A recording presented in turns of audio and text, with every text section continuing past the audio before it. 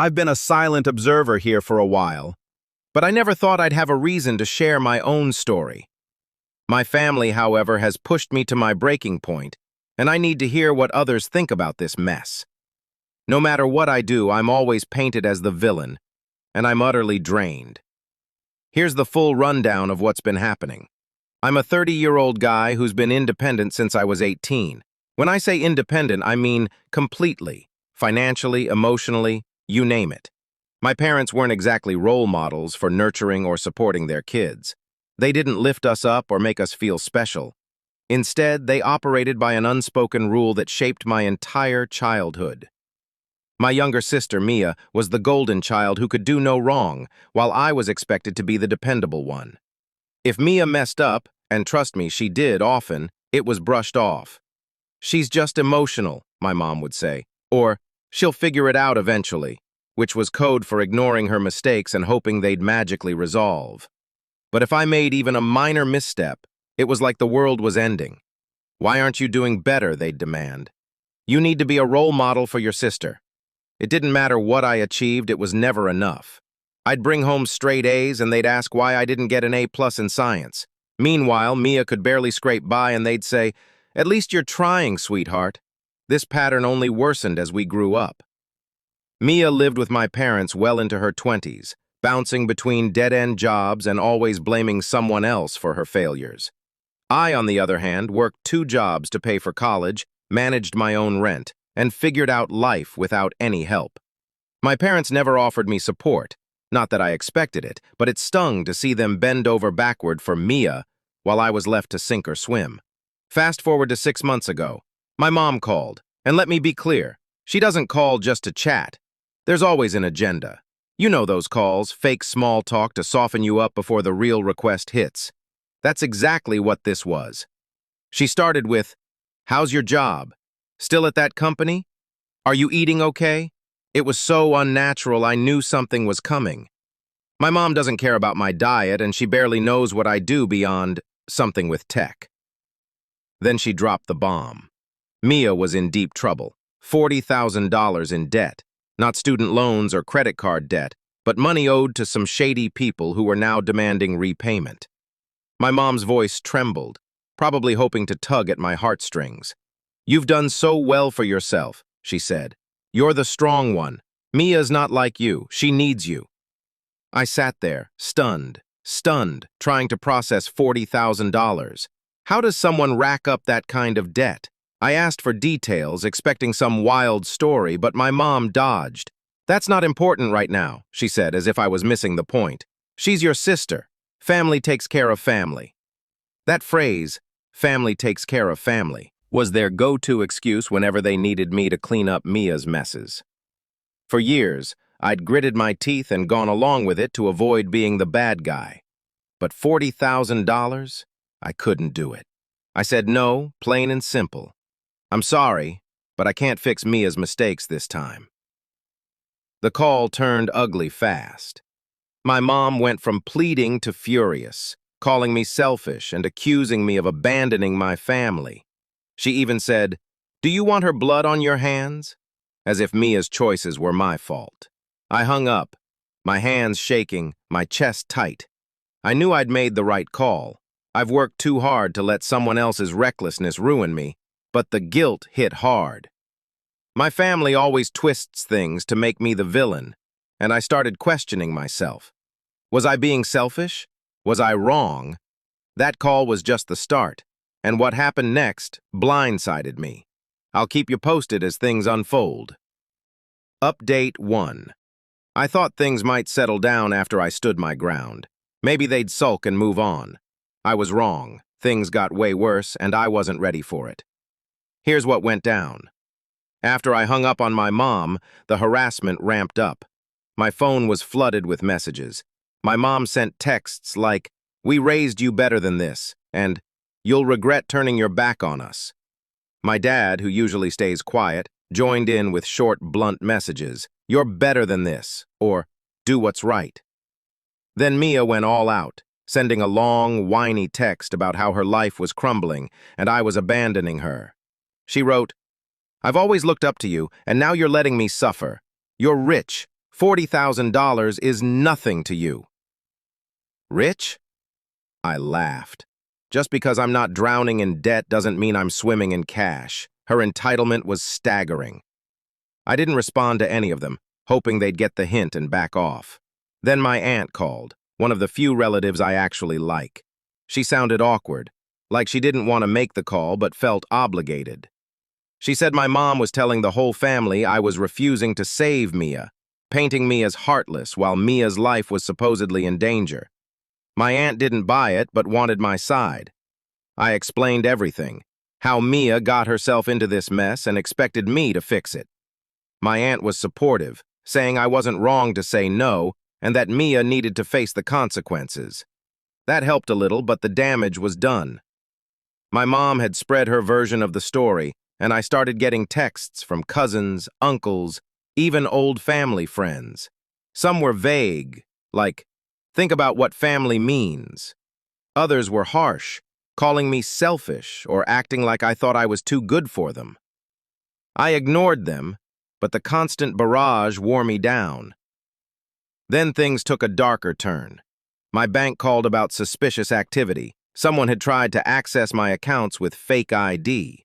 The documents didn't match, so nothing was stolen, but I knew it was Mia. I was livid. This wasn't just guilt trips anymore, it was criminal. I'm considering confronting Mia directly, but I need advice. What would you do? Thanks for sticking with me. I'll update soon, update 2. Sorry for the delay. Here's what happened when I confronted Mia. I was still fuming when I drove to her place that evening. I didn't warn her I was coming, I just needed to look her in the eye and hear her admit what she'd done. Part of me hoped she'd deny it, giving me some reason to believe my sister wasn't capable of sinking so low.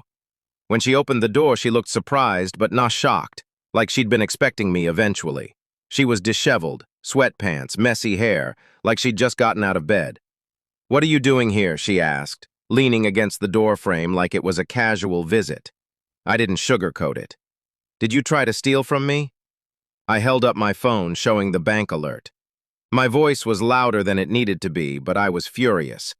Her face froze for a moment, and I thought she might lie. But then she rolled her eyes like I was overreacting and said, "Oh, come on. You weren't going to help me, so what was I supposed to do?" I was floored. "What were you supposed to do? You tried to steal from me because I wouldn't bail you out of your own mess. That's not just wrong, Mia, it's illegal." She shrugged like it was no big deal. "Mom and Dad said you'd come around if I pushed hard enough. They told me to make it serious so you'd step up." I couldn't believe it. "They told you to commit fraud?" I asked. She backtracked slightly. "Not fraud exactly. They just said you wouldn't let me drown if you thought I was really in trouble. And I am in trouble. You're my only option." I was so angry I could barely think. "You're out of options because you've burned every bridge you've ever had," I snapped. "This isn't about money, it's about you never taking responsibility and expecting me to clean up your messes." She didn't even flinch. "You're being dramatic," she said, waving me off. "The bank stopped it, right? So what's the problem?" "The problem," I said, "is that you thought you could steal from me because you're too lazy to face your own consequences. And the bigger problem is that Mom and Dad think this is okay." That finally got to her. Her face twisted with anger and maybe a hint of shame. "You think you're better than me, don't you?" she shot back. "With your fancy job and your perfect life, you think you can judge me? Well, newsflash, big brother, you wouldn't be where you are without Mom and Dad. They gave up everything for us." I laughed, but it was out of frustration. "They didn't give me anything," I said. "I paid rent at 18, put myself through school. Every sacrifice they made was for you, Mia. They handed you everything while I scraped by, so don't talk to me about family loyalty." She didn't have a comeback. She just stood there glaring like I was the bad guy. I'd had enough. "I'm done," I said, heading for the door. "Done with you. Done with Mom and Dad. Done with this toxic mess. Ruin your life if you want, but you're not dragging me down with you." I left before she could respond. Driving home, my hands gripped the wheel so hard my knuckles turned white. I wasn't just angry, I was hurt. How could my parents think this was okay? How could they encourage her to do something like this? When I got home, I made a plan to protect myself, called the bank to secure my accounts, changed all my passwords, and consulted a lawyer friend about my options if Mia tried again. He said I could press charges, but I wasn't ready for that yet. I barely slept that night, replaying the confrontation, wondering if I could have handled it differently. But deep down, I knew nothing I said would change Mia, or my parents, who kept enabling her. Update 3. I thought Mia's stunt was the worst of it, but my family proved they could stoop lower. About a week after the confrontation, my parents showed up at my house unannounced. I considered not opening the door, but I knew they'd keep banging until I did. So I let them in. My mom stormed inside, face red with fury, like she had a right to be there. My dad followed, looking uneasy but clearly backing her up. I braced myself. "This has gone too far," my mom shouted, turning to face me. "We need to talk." I crossed my arms. "I think we've said everything there is to say." "No, we haven't," she snapped. "You need to stop this nonsense and help your sister. She's family. She's your responsibility." I stared at her, incredulous. "My responsibility? Mia's an adult who made her own mess. I'm not her parent or her bank account." My mom's face twisted with frustration. "Do you think it's easy for us to ask you for help? This is about family. You don't abandon your own when things get hard." I laughed bitterly. "Family? You mean the family that charged me rent at 18? That let me pay for college while Mia got everything handed to her? The family that expects me to fix her mistakes while you let her slide? No thanks." My dad finally spoke, his voice heavy. "You think we had it easy raising 2 kids, trying to give you both a good life? We sacrificed everything." I cut him off. "Stop. Every sacrifice was for Mia.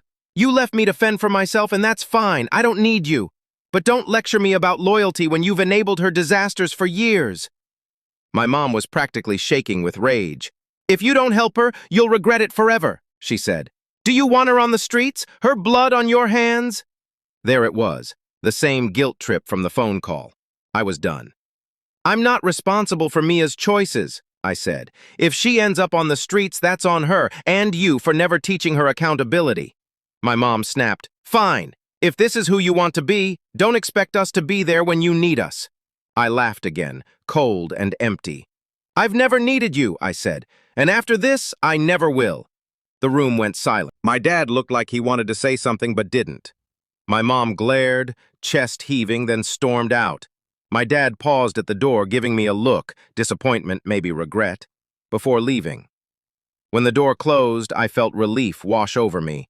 I was done with their guilt, their toxic family loyalty. But they weren't done with me. The next day, my mom sent a long, rambling email accusing me of being ungrateful and cruel, saying I'd broken her heart by abandoning my family. She even threatened to cut me out of their will, as if that would sway me. I didn't reply.